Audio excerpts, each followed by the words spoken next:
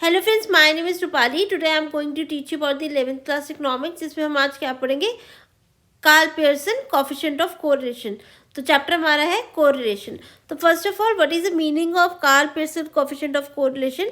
It is a method for measuring the linear relationship between two variables X and Y.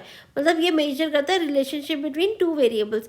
It is popularly known as Pearsonian correlation, और it is also known as product moment correlation. It is represented by the symbol R and it is based on arithmetic and standard deviation. मतलब इसका symbol कौन सा होता है? R, and ये base होता है arithmetic and standard deviation. इसमें हमारे पास 4 मेथड्स है Karl Pearson coefficient of correlation के। फर्स्ट है एक्चुअल मेथड, सेकेंड है डायरेक्ट मेथड, थर्ड है ज़्यू मीन मेथड एंड फोर्थ है स्टेप डिवीजन मेथड। तो फर्स्ट हम कैलकुलेट करेंगे एक्चुअल मीन मेथड। तो एक्चुअल मीन मेथड में क्या होता है, हमारे पास दो चीज़ें गिवन होती है, एक्स एंड वाई। तो यहाँ पर एक्स हमारे पास क्या है 20, 23, 27, 31, 35, 38 एंड 40 एंड 42। वाई क्या है हमारे पास 18, 20, 24, 30, 32, 34, 36 एंड 38। पहले तो हम एक्स मीन निकालेंगे। मीन आपको पता है sum of all observation upon number of items. तो एक्स का टोटल कितना है 256 अपॉन कितनी नंबर ऑफ आइटम्स है 8। तो हमारे पास मीन कितना आ गया 32 एक्स का। ऐसी मीन ऑफ वाई निकालेंगे। वाई का टोटल हमारे पास क्या है 232 और कितनी है नंबर ऑफ आइटम्स 8। तो इसका मीन निकलेगा 29 वाई का। इसके बाद हम एक्स स्मॉल एक्स निकालेंगे। वो कैसे निकलेगा एक्स माइनस मीन, मतलब 20 minus 32 12 minus 12, 23 minus 32 is minus 9, 27 minus 32 is -5, 31 minus 32 is -1, 35 minus 32 is 3, 38 minus 32 is 6, 40 minus 32 is 8 and 42 minus 32 is 10। तो ये हमारे पास आ गया स्मॉल एक्स। अब इसी का ही हम स्क्वायर करेंगे, मतलब मल्टीप्लाई करेंगे ट्वाइस। तो 12 into 12 144, 9 minus 9 into minus 9 81, 5 into -5 into -5 25, 1 into 1 is 1, 3 into 3 is 9। इस वजह से एक्स क्या निकलेगा। ऐसे हमने स्मॉल वाई निकालना है, वो कैसे निकलेगा वाई माइनस मीन। मीन हमने कितना निकाला था 29। तो पहला स्मॉल वाई कितना निकलेगा 18 minus 29 is -11, 20 minus 29 is -9, 24 minus 29 is -5। इस वजह से स्मॉल वाई आएगा। इसके बाद हमने वाई स्क्वायर, इसी को स्क्वायर कर देना। तो 11 into 11 is 121, 9 into 9 is 81, 5 into 5 is 21। इस वजह से हमारे पास वाई स्क्वायर निकलेगा। एंड में हमने क्या निकाला है एक्स इंटू वाई। तो यहाँ पर एक्स कितना है -12 इंटू वाई कितना है 11 -132, देन -9 इंटू -9 81, -5 इंटू -5 25। इस वजह से हम x इंटू वाई निकालेंगे। तो हमारे पास सिंपली फॉर्मूला क्या है sigma X Y upon sigma X square into Y square. तो पहले तो आपको ये फॉर्मूला निकालना है, फॉर्मूला याद करना है। इसी पे जो फॉर्मूले में वैल्यूज़ गिवन है उसको हम कैलकुलेट करके इसमें पुट कर देंगे। तो सिग्मा एक्स इंटू वाई कितना है हमारे पास 158 अपॉन सिग्मा एक्स स्क्वायर कितना है हमारे पास 532 इंटू सिग्मा वाई स्क्वायर 392। इसका अंडर रूट निकालेंगे, answer come out to be 0.34। इसी वजह से सेकेंड एग्जाम्पल है सेम ऐसे ही। पहले हमने मीन निकालना है। मीन निकालने के बाद एक्स में से x bar that is mean को माइनस करना है, वो हमारे पास आ जाएगा स्मॉल एक्स। उसका स्क्वायर करेंगे, वो बनेगा एक्स स्क्वायर। ऐसे ही वाई में पहले हम मीन निकालेंगे, फिर वाई स्मॉल वाई निकालेंगे। कैसे निकालेंगे वाई माइनस वाई मीन, वो आ जाएगा स्मॉल वाई। फिर इसी को वाई स्क्वायर करना है और एंड में एक्स इंटू वाई निकालना है। तो इसमें सिंपल सिग्मा एक्स वाई कितना है 60 अपॉन सिग्मा एक्स स्क्वायर कितना निकला है 90 इंटू सिग्मा वाई स्क्वायर कितना है 44। इसका under root, answer come out to be 0.95। Next हमारे पास मेथड है डायरेक्ट मेथड। तो इसमें डायरेक्ट मेथड में हमारे पास पहले फॉर्मूला लर्न कर लेते हैं, उसके बेसिस भी हम कैलकुलेटर चीज़ें हम निकाल सकते हैं। तो फॉर्मूला क्या है R is equal to N into sigma X into Y minus sigma X into sigma Y upon N into sigma X square minus X square N into Y square minus Y का whole square. तो पहले हम इसमें x given है हमारे पास 10, 12, 14, 15 and 19। Y given है 40, 41, 48, 60 and 50। तो पहले हम x इंटू वाई निकालेंगे। तो x इंटू वाई कैसे निकालेंगे? 10 into 40 400, 12 into 41 492, 14 into 48 672, 15 into 60 900 and 19 into 50 950। तो पहले तो हम सिग्मा x का भी टोटल निकालेंगे, वो कितना बनेगा 70, सिग्मा y का total 239, sigma x into Y का टोटल 3414 और ऐसे x का होल स्क्वायर कितना है, ये डायरेक्ट मेथड में हमने डायरेक्टली निकाला है। x का होल स्क्वायर कितना है 10 into 10 100, 12 into 12 144, 14 into 14 196, 15 into 15 is 225, 19 into 19 is 361। ऐसे ही हमने वाई के निकाला है, वो कितना बनेगा वाई को वाई के साथ मल्टीप्लाई करके। तो 40 इंटू 40 1600, 41 इंटू 41 1681, ऐसे से हमारे पास टोटल कितना आ जाएगा 11685। इसको सिंपली फॉर्मूले में पुट करना है। एन कितना है मेरे पास number of items 5 into sigma X Y कितना है 3414 माइनस सिग्मा एक्स कितना है 70 इंटू सिग्मा वाई कितना है 239 upon under root of 5 that is N into X square का कितना टोटल है 1026 माइनस सिग्मा एक्स का होल स्क्वेयर कितना है 70 का होल स्क्वेयर, ऐसे under root 5 into sigma Y square कितना है हमारे पास 11685 माइनस सिग्मा वाई का होल स्क्वेयर, सिग्मा वाई को होल स्क्वेयर कितना है 239। तो answer come out to be 0.621। इसको सॉल्व करना है। थर्ड हमारे पास क्या मेथड है एज्यूम मीन मेथड। इसमें सिंपली हमने एज्यूम मीन के साथ माइनस करना है। पहले हमने मीन के साथ किया था फर्स्ट वाले में एंड इसमें हम क्या करेंगे एज्यूम मीन से माइनस करके निकालेंगे। तो पहले हमारे पास एक्स गिवन है 23 27 28 29 30 31 33 35 एंड 36। ऐसी वाई क्या गिवन है 18 20 22 27 29 27 29 28 एंड 29। पहले हमने एक्स में एज्यूम इन हमने क्या चूज़ किया 28। तो सिग्मा तो सिंपल डी एक्स क्या आएगा एक्स माइनस एज्यूम इन। एक्स कितना है 23 माइनस एज्यूम इन हमने क्या लिया 28। तो 23 minus 28 is -5, 27 minus 28 is -1, 28 minus 28 0, 29 minus 28 is 1। इस वजह से हम डी एक्स निकालेंगे। इसी का ही हमने होल स्क्वायर करना डी एक्स का ही, वो होगा 5 into 5 25, 1 into -1 into minus is 1 0, 0 into 0 is 1, 1 into 1 is 1, 2 into 2 is 4, 3 into 3 is 9, 5 25, 7 into 7 is 49 and 8 into 8 is 64। ये हमारा आ जाएगा डी एक्स के। ऐसे वाई में हमने एज्यूम इन क्या लिया है 22।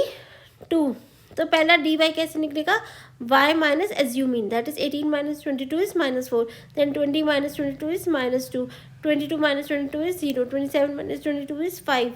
इस वजह से हमारा डी वाई निकल आएगा। इसी का ही हमने होल स्क्वायर करना है डी वाई का होल स्क्वायर।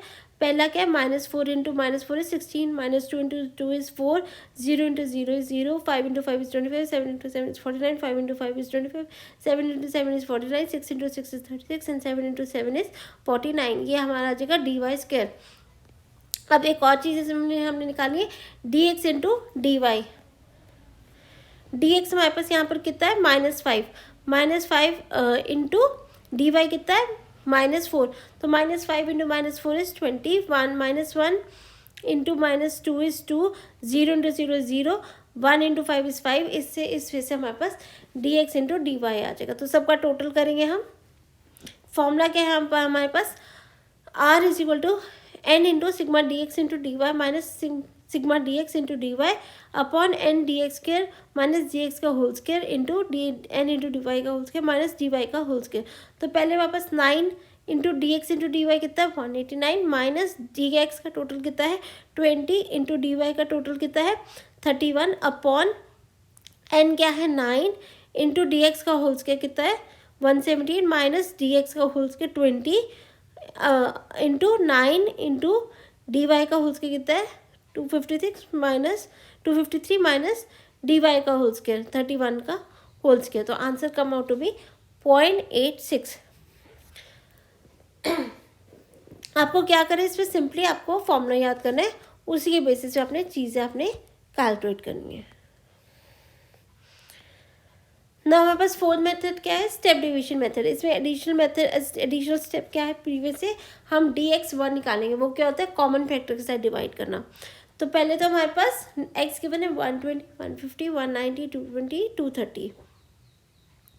तो पहले हम dx निकालेंगे, वो निकलेगा x माइनस एज्यूमीन। एज्यूमीन कितना हमने लिया है 190, तो 120 minus 190 is minus 70, 150 50 minus 190 is minus 40। ऐसे हम dx निकालेंगे। इसके बाद dx डैश निकालेंगे, वो क्या है, इसमें कॉमन फैक्टर, तो dx में कॉमन फैक्टर क्या है 10, उसको हम dx को 10 के साथ डिवाइड करेंगे, वो हमारा बन जाएगा dx डैश। तो पहले dx कितना है -70, अगला क्या -40, 0, 30 एंड 40। ये कॉमन फैक्टर इसमें क्या है 10, तो इसमें हम कॉमन फैक्टर के साथ इसको डिवाइड करेंगे।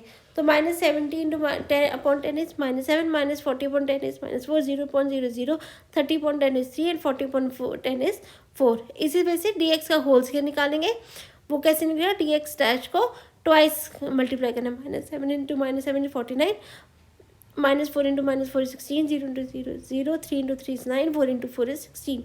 इसी वजह से हम dy निकालेंगे। इसमें एज्यूमिन कितना है 2500, तो 18 माइनस 2500 इज -700, 2000 माइनस 2500 इज -500। ऐसे ही dy डैश निकालेंगे, कॉमन फैक्टर क्या है इसमें 100। ठीक है, तो इसी वजह से हम इसको -7 into -100/100 is -7।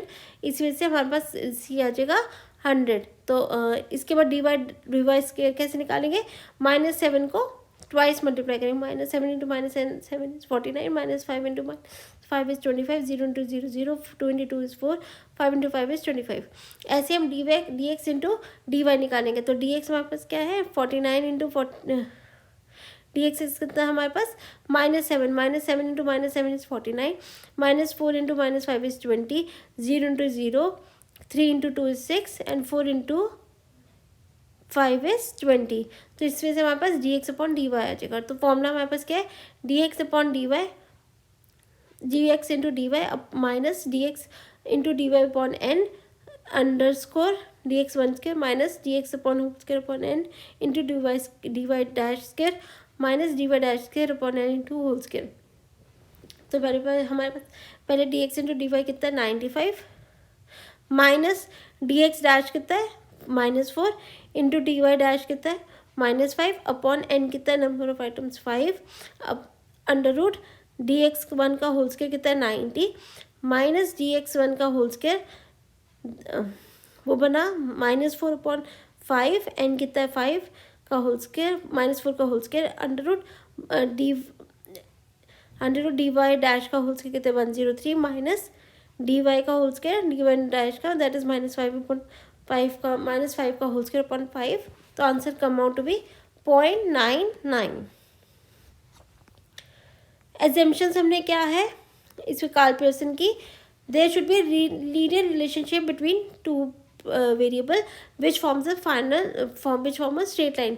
So there should be a linear relationship between the variables.